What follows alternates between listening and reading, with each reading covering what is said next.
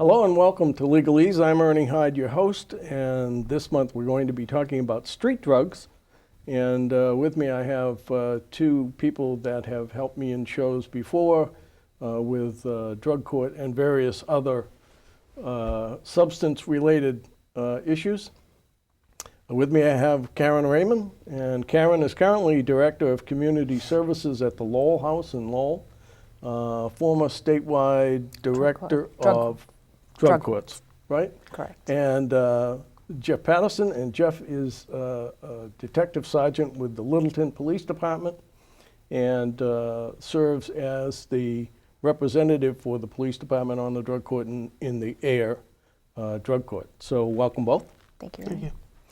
So we want to talk about street drugs because I want parents to understand what it is they're up against, and some of them probably do, unfortunately. Some of them probably don't, and that's unfortunate as well. So let's dive into the major drugs of concern for the police department today, Jeff.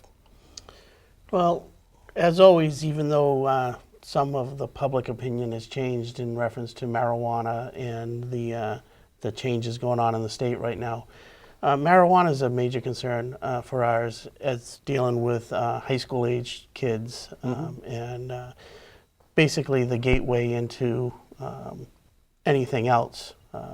Alcohol has always been an issue. It seems to be less of an issue now. I'm seeing more kids getting involved in marijuana and not drinking Really? than there have been in the past. But we're also seeing a large amount of prescription pills in town and the surrounding towns. That's a major concern for the police departments. Yeah, that causes you multiple issues, not just possession of drugs, which is obviously a side issue, but all of the other things that can go with it, the violence that can be spurred from it, the driving of automobiles while you're under the influence of drugs and so on and so forth. Is that what you're seeing? Yeah, that's correct. Also, once they get into the prescription narcotics and buying them on the street, they're expensive. They can run anywhere from $30 to $50 a pill, and sometimes even higher. Once they get hooked on that, they got to find the money somewhere, and that's leading them down a road into possibly B&Es to motor vehicles, B&Es to houses, and we're seeing a lot of issues on that front. Right. Kerin, would you say the the most popular drug today still is alcohol? You know, for teens, that, like Jeff was saying, the access used to be that you could go into your parents' cupboard and pull out a bottle of alcohol. However, the trend that we're seeing as well is that there's more marijuana use than ever. It seems more accessible almost than alcohol at this point. That truly, in addition to the prescription narcotics, as Jeff was saying, which includes also benzodiazepines, Xanax, Valium, somehow they're accessing them on the street. There's a lot of prescriptions going around.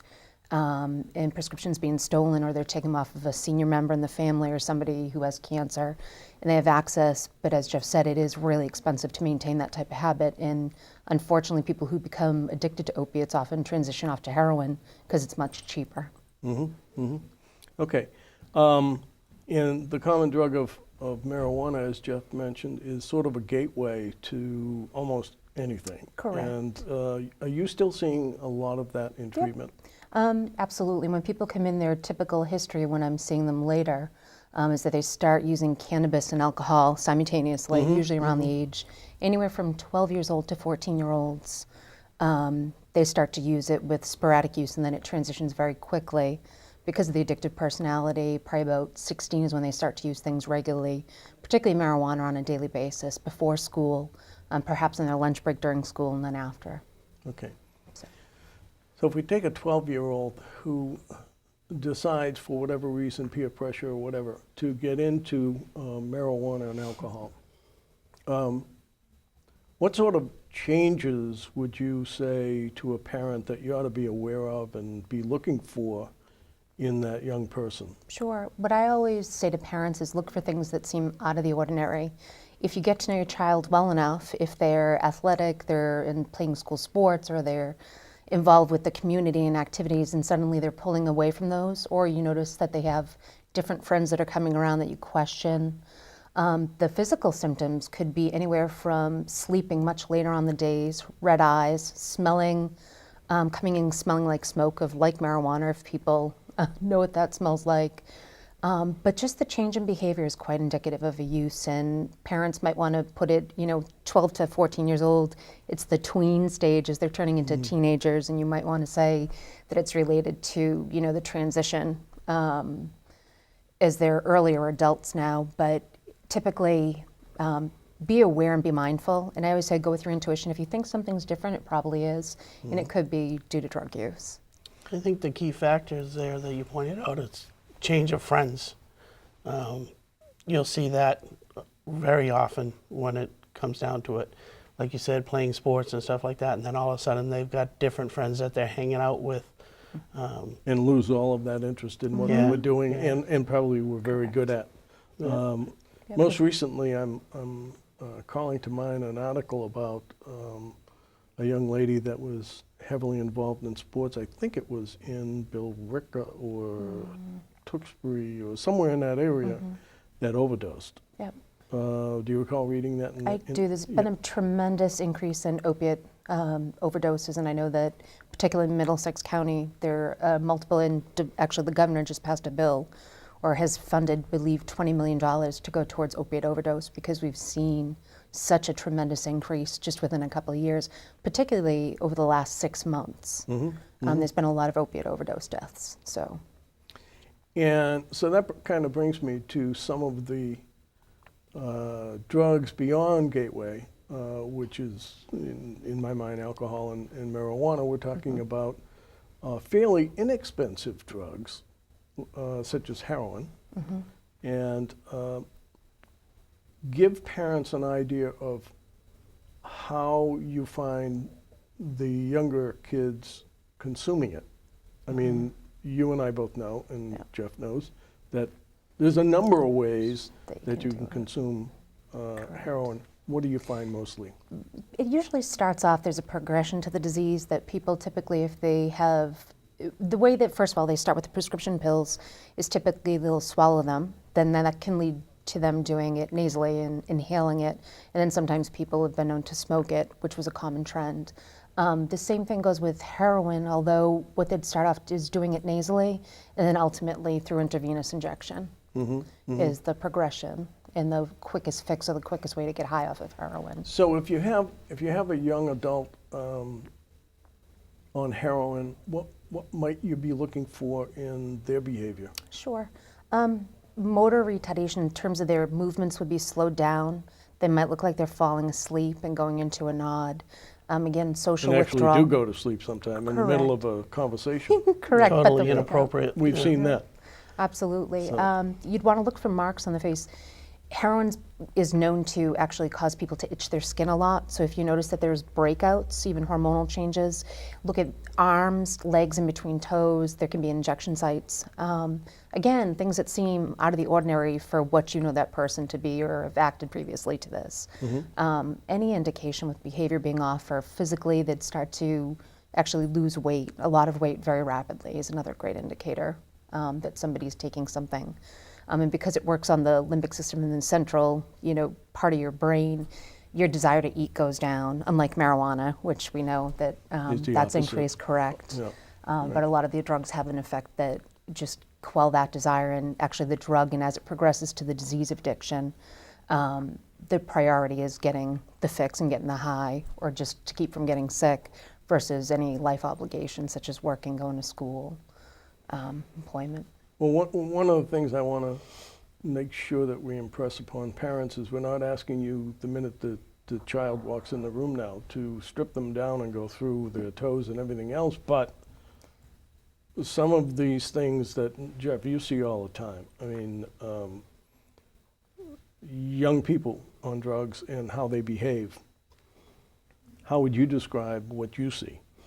Well, And you see them typically in a criminal environment, so to speak, or being charged with something. they're starting to get to more of the stage where they're desperate to Right. get their next fix, to get more money to get their next fixed. Right. When I see them, they're usually involved in committing a crime and immediately go into the denial and the lying about what's going on. Any parent's going to see that as well. So I think it's very important to not just ask once a question. When we talk to them in the police station, we'll ask, and you're always going to get lied to as a police officer. And as a parent, sometimes. And as a And parent, right. It's being persistent and, going through the interview process and letting them realize what they were saying doesn't make sense, and really pushing for the truthful answers. And checking the story. And sometimes we never get it Yeah, right. truthful out of them, but and that's when it goes to court and the judge has to decide what occurred and everything. But Right. I think it's very important for the parents to be persistent, to be aware of what's going on. You say not to strip them down when they walk in the door. Luckily, we're coming up to nicer weather now and stuff, so they're going to They'll be be wearing doing less themselves. clothes. Yeah. Take the time to look at your kids' arms. Take the time to look at their toes and stuff like that. And that's really it, being cognizant of what's going on around you, and the fact that your child may have changed a little bit, but as you point out, Karen, in that age group, things change a lot, especially Absolutely. boys. Absolutely. Change a lot, and so expect some change, but But not radical. not No. the bad kind of change. No, and just to build on what Jeff said too, in terms of not interrogating your children, but being persistent also will allow your children to know that you're aware. So even if they're not willing to come forward and say they have a problem, they're aware that you're noticing something is different. And for parents, it's really important that they go ahead and keep asking the questions, because eventually something's going to break down in the communication chain. They're going to slip up, or they're going to ask you for help, Yep. and you need to be ready. Yep.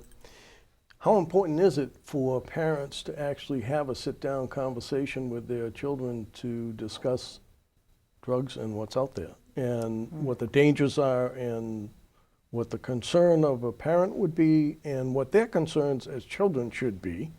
Do you see that as a major factor? Does it happen very often, and do you see that as a major factor? Absolutely. If you're not talking to your children about drugs and alcohol and other topics of just growing up in life nowadays, you're not preparing your child well going into the future. It's critical. I know that a lot of the programming in schools, so a lot of the prevention education that's out there, they're starting younger and younger. And I know even as early as 3rd grade, which is that they plant some seeds for them to build upon as they go. But you want to open the door to conversations with your children. And allow them to ask questions of you. And as a parent, I know that, and I take time to do that with my children, involving them in my work and letting them know what's going on, as well as asking them questions about what's happening. It's another thing that a parent could also do, is to get the landscape of what their friends are doing or what they're seeing around them, is ask your kids about, what type of drugs are being used in school now? What do you see? Who do you know? Is anyone used around you? Because that's another great way to find out and kind of tap into the pulse of what's going on in your community. Yeah. And I would also say that any child that says, oh, there's no drugs in my school, you ought to be really suspicious of that one, because we know it's a fact today. And unfortunate fact, but nevertheless a fact. Let's talk a little bit about the synthetic drugs, things that parents may not be quite aware of that can cause significant Sure. concern and damage, actually. Absolutely. And Jeff will attest, it's these synthetic ones they keep reformulating so they can be bought at convenience stores and sold all over the place. Parents may have a hard time understanding that, but they can be Absolutely. bought at a gas station or a convenience store or Yeah. almost anywhere. Absolutely. And the one I think the biggest that is the K2, which is a synthetic marijuana that acts just like it. Every time whoever it is that's licensing all these products, whenever there becomes a problem, they reformulate it to make K4, K6, K8, K10, keep on going. That's still readily available and cause essentially the same impairment. What we were really concerned with coming into the area was bath salts. However, which was more like an amphetamine type, it's showing that K2 has more damaging effects than we ever imagined. That people coming into treatment, I've had people who have been hardcore addicts who have said that the only thing that they couldn't get off was K2, which I thought was very interesting. Really? There was one gentleman in particular who was actually was bleeding out of every orifice of his body and had to be hospitalized in order for things to be calmed down. But that's the damage and destruction that the K2 is causing. And again, this is something just like alcohol, which is equally as destructive, has a quicker impact in terms of the destruction on the body, is hooking people in, and is legal and is accessible and has no age limit, such as even buying cigarettes. Right. So it's of great concern. And then there were a couple of others in addition to the bath salts. There's crocodile, which if you go online, I'd suggest any parent do that, which we haven't seen much up in this area, which is another synthetic amphetamine-based, but it's almost like a flesh-eating bacteria. People will inject it or inhale it, and it will eat away at muscles and bone. It's really bad news, and that'll cause very erratic behavior that you've never seen. When people are on synthetic amphetamine-based substances, they become super aggressive, super strong, and the police... It's not somebody you want to fight. Because Kind of like on meth. Yes, Yeah, absolutely. very similar. Very similar. Which we don't see a lot in this area, thank God, No. but we do see some. We do. There are certain communities that it's very popular with, and particularly in the clubs and on different scenes, that there's still a lot of methamphetamine use going on. And then the latest emerging is the honey oil, and that is, it's actually hashish and it's boiled down, and they're using butane as a way to process and extract the purest form of the marijuana. And in the process, what's popping up is there was recently activity in Tewksbury, as well as surrounding areas, where they're having explosions like meth labs. Very dangerous process. As you know, YouTube, another great place for parents to go if they want to find out about anything. They're popping up, but again, explosions that impact if you have somebody that's in an apartment building, blowing out windows and then, blowing up buildings. Right. And it's, again, it's pure form, and that's the problem with a lot of this, is that as in creative minds and souls of youngsters, they learn how to do wonderful things, but in the wrong way of, extracting and making things pure. Just with the opiate overdose is the same things, that a lot of the synthetics that they're getting really high grade, or they're mixing stuff in, but with the oil, the honey oil particularly, it's really strong. And it's 90% of what a normal marijuana strength base, so it's not so Have you good. seen any of that in the area? Not our general area. Like I said, Tewksbury had their explosion. Explosion, That was involved.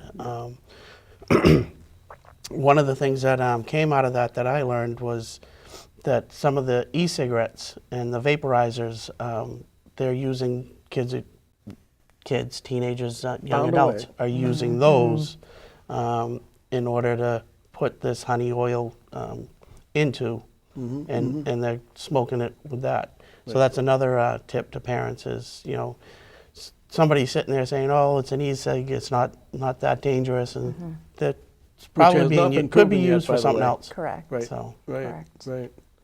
So let's talk about the big one, and that is the prescription drugs that kids wind up getting from parents, from friends, from you name it. They're all over the place, as you mentioned.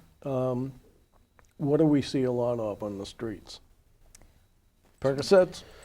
Percocets, oxycodone, oxys are the biggest. Yeah. That's what they're all kind of going for. Because- Crushing, snorting. Because the OxyContin, the way they refined it was that they had the layer, tamper-proof layer, because OxyContin is extended release, which doesn't, for an addict, they don't want to wait, so they've been stripping off the film. But as they've perfected that, the kids are reverting back to, and others are straight oxycodone, which is just the generic of Percocet. And there's a lot of Perc 30s on the street, or the Perc 5s, and they'll Perc crush 30 them up. is 30 milligrams? Is Is that 30 what you're milligrams, talking? one pill. Okay. and- And pretty powerful. Pretty powerful, absolutely. For somebody that hasn't experienced or hasn't built up a tolerance, if they get their hands on a perk 30, it could take them out. It could take their life. Yeah. You raise a very good point about tolerance, and in particular heroin, and probably some of these other ones. But people who go through the phases of, say, using heroin and get themselves off for whatever reason, they're in trouble with the law, the parents find out, catch on, they go to an inpatient program, come out of the inpatient program, they're off heroin. And what do we normally see in some of those cases where they go back to heroin? They go out or they overdose. Typically what happens is any type of drug, even alcohol, anything consumed in a large quantity when your body's not adjusted to it or quickly has the potential to be lethal. If somebody goes back to the streets, and all the heroin from all the different areas and surrounding towns it's all different. Yeah, so right, they exactly, might think yeah. that they're doing, a $10 bag, and it's different than, if they bought it in Fitchburg versus Lawrence versus Lowell, that the strength and the purity can be different. And we've noticed, and particularly being out in Lowell, there's been a great increase in the amount of overdoses recently, and what they're finding, the state lab, is that it's being cut with fentanyl, which is a very powerful narcotic analgesic too, that's typically used as a sedation method during surgery. So they're cutting that in. Unfortunately, with the way an addict mind works, is that when they hear of a bad bag, their automatic thinking is it's really good stuff and I got to get my hands on it. Right. And that, again, as we've seen, has been multiple dozens of deaths throughout the Commonwealth per day, per game. It's really on the rise, more so than ever. Epidemic level. Yep. How about things like substitutes for perks, like Vicodin? Do you see that? Not as much. Yeah, Not once so once much? you go to oxycodone, They really don't It's want a- to go yeah. backwards. They don't want to go back. because there's you'd go from Tylenol with codeine to Vicodin to the oxycodone, and then you get your Demerol, Dilaudid, your morphine-based. One of the things we see a lot of kids on today is Ritalin. Or Adderall. Or Adderall. And parents should be aware of the fact that those can be abused. Absolutely. And I don't think a lot of parents understand that. No. Can And that's what you're can you seeing talk in the to that? middle school. You're actually seeing kids trade their prescription drugs Yep. at Yep. the middle school level and dealing that way. Which, by the way, is drug distribution. It is a crime. It's a is. serious crime and can result in actual It jail is, time. and they're not ready to understand that at that point in time. Right, right. I mean, they're pretty young. But how do they, for instance, take Ritalin or Adderall and use it as opposed to a pill? Sure. Well, it's the same process. For someone who doesn't use it regularly or abuse it or just abuses it for fun, they'll still swallow it orally, take it as a prescription dose because you're not prescribed it. And the mechanism on the brain for somebody who is taking Adderall, usually they have ADD or ADHD. And if it's effective, the medication, then it'll help the person focus, will calm them down. But on somebody who doesn't have that disorder, they become very stimulated because it's an amphetamine. So they'll be very hyped up in going a mile a minute. The other way that they do is snorting it.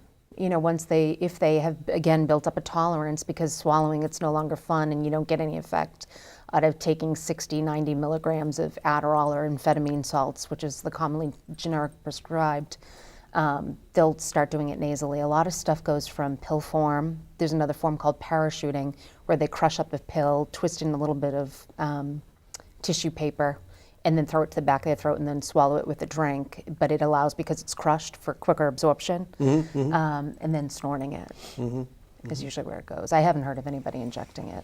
Okay, so I determined that my son or my daughter is not acting quite right. Any way I can get a drug test on them? Absolutely. If you want to administer yourself, CVS, any of your regular drugstores sell testing from one panel. If you thought they were smoking marijuana, Explain all what the a way panel up. is. A Explain panel what is a drug test. Each drug test, if you have a concern, you thought your child was using marijuana or amphetamine salts or Ritalin or whatever, you would need to go to the pharmacy and pick up a drug test there, or you could order one online. I would say that if you do want to test your child, to go and speak with the pharmacist and tell them your particular concern, and they can assist you with making sure that you get the right type of testing. Because, for instance, there are 2 different types of panels for opiates. There's an OPI panel, which deals with all morphine-based, which is your Percocet, morphine, Dilaudid, and then there's an OXY panel, an Oxy, and that's specifically only for oxycodone, Percocet, or for OxyContin. So if you're testing your child with the wrong testing supplies, you're not going to get the You're not answer. gonna You're going to be catch like, it. oh, they're fine, when in Yep. essence, and heroin would be something that would fall into the OPI with the natural morphine-based derivative. So it's really important that you consult the pharmacist to make sure that you're getting the right type of testing for the particular concern that you have. Right. You can also bring them to your pediatrician. There are a lot of options nowadays, and even with schools. I mean, if you can't get an honest conversation, but that's another great partner to partner up with is the pediatrician, because they have a Do lot. any Access problems to with the aftercare there as well, to give, Oh, you, yeah. give you guidance as to where you Exactly. want to take you. And many medical insurance companies pay for it, Yeah. at least to some degree. Any concern with HIPAA issues with the parents No, taking the because they're child? until they're 18. Yeah. So Okay. they can, Long as- as long yeah. as they're a minor, I mean, Okay. yeah. The types of treatment available for people who are addicted to whatever it is they're addicted to? Sure. It depends on, nowadays, the type of treatment. Typically, we would have sent somebody to detox for anything. Nowadays, it appears that they're just admitting them on a medical necessity, which is typically the chance that they might have a seizure. And the alcohol and benzodiazepines are the 2 big ones. Yep. Unfortunately, all the other drugs coming off them, it's very uncomfortable. So it's preferable to have them in a detox if they can get admitted. And usually if we're talking under 18, it's usually for children, the exceptions are made. And throughout the Commonwealth, if you go on the state's website, and even under the Bureau of Substance Abuse Services, they have listings of detox facilities that, there's ones for free care if you don't have any insurance, Mass Health funded ones, private insurance. And if your child, once you get through detox, if they're okay, you want to start them in some outpatient counseling to get to the root of the problem, to find out what it is. There are various psychoeducational classes that they can take. There's a whole gamut. If your child is addicted and needs more support, you can step up or amp up the treatment to include one of the programs that I have now is a structured outpatient addiction program. I believe there's one adolescent program in the state, but it's 8:30 to 4 o'clock, Monday through Friday, and provides intensive day treatment. If that's not enough, then you can put them into residential, which can be anywhere from 3 months to a year plus, Right, for those that are severely addicted and need that type of. But treatment overall, we have seen treatment be very, very successful in getting people to the point where they are no longer an addict, or I know they're always an addict, but at least off of whatever they're on. Sure, into recovery.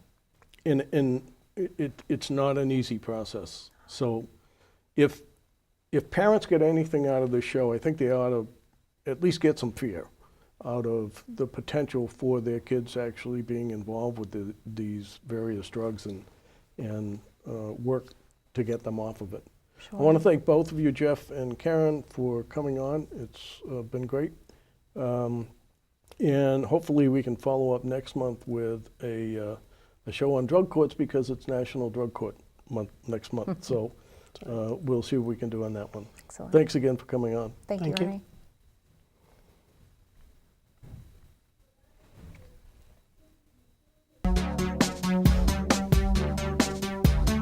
See how easy that was? You know what? We could have talked